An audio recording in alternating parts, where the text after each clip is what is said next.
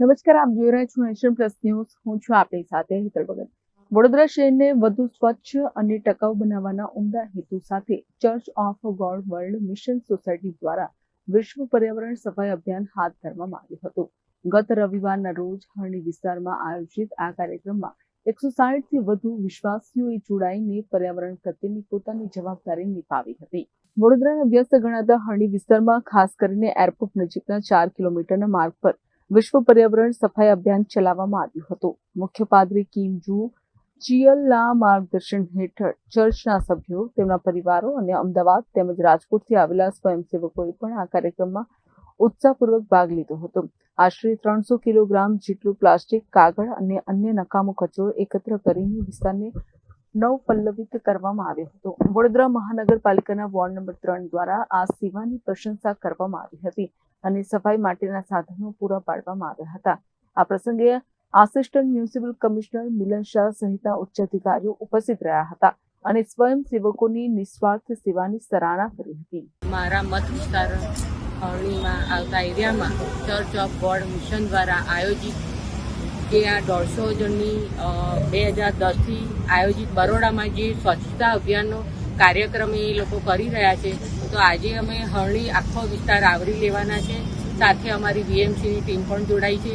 અમારા ward officer ચિરાગભાઈ અને અન્ય હરણી વિસ્તારના અમારા કાર્યકર્તાઓ પણ જોડાયા છે અને આ અભિયાનને સાર્થકતા આપતા અમારું ગ્રુપ પણ જોડાયું છે અને સતીશભાઈ અને તેમના દ્વારા આયોજિત ટીમ જે આ સ્વચ્છતા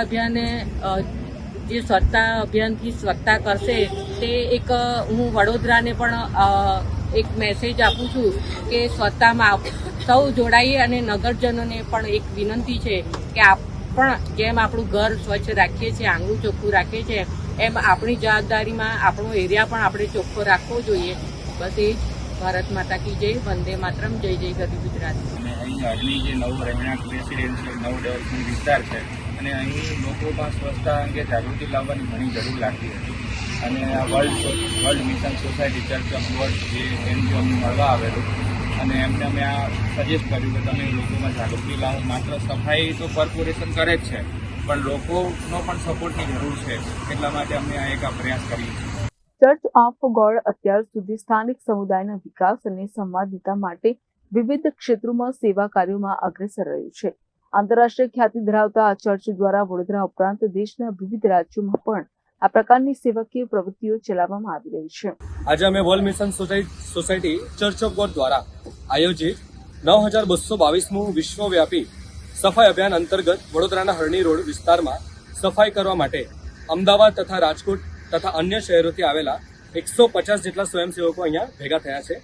આ અભિયાનનો મુખ્ય ઉદ્દેશ્ય માત્ર રસ્તાઓ સાફ કરવાનો જ નથી, પરંતુ પર્યાવરણ પ્રત્યે જાગૃતિ લાવવાનો અને આપણી પૃથ્વીને સ્વર્ગીય માતા યરુશલેમના પ્રેમ સાથે સ્વચ્છ રાખવાનો છે.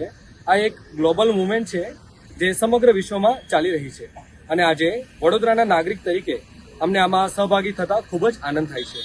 અમે ઈચ્છીએ છીએ કે દરેક વ્યક્તિ પોતાના આસપાસના વિસ્તારને સ્વચ્છ રાખે, જેથી આપણે આવનારી પેઢીને એક સુંદર અને સ્વસ્થ પર્યાવરણ આપી શકીએ. આસપાસ જેટલી વધારે સાફ સફાઈ રાખીશું તેટલો જ સારા સ્વાસ્થ્યના દર વધશે અને ઘણી બીમારીઓથી આપણે બચી શકીશું. અમે ભવિષ્યમાં પણ વડોદરામાં ઘણી સ્વયંસેવા આપવાની ઈચ્છા રાખીએ છીએ. આજે અમને વીએમસી વોર્ડ 3 દ્વારા દરેક સાધન અને સામગ્રીઓની પણ પૂર્તિ અપાઈ છે. તે માટે અમે વીએમસીને પણ ઘણો ધન્યવાદ આપીએ છીએ અને ભવિષ્યમાં પણ તો આવી પ્રવૃત્તિઓ દ્વારા તો અમે હંમેશા તો વડોદરા અને આખા ભારત અને આખી દુનિયાને એક સારો સમાચાર આપીશું. Bureau report, nation plus news, Vadodara. સમાચારોના સતત અપડેટ મેળવવા માટે અમારી નેશન પ્લસ ન્યૂઝની યુટ્યુબ ચેનલને સબસ્ક્રાઇબ કરો, બેલ આઇકન દબાવો અને જોડાયેલા રહો ફેસબુક, ઇન્સ્ટાગ્રામ અને ટ્વિટર પર.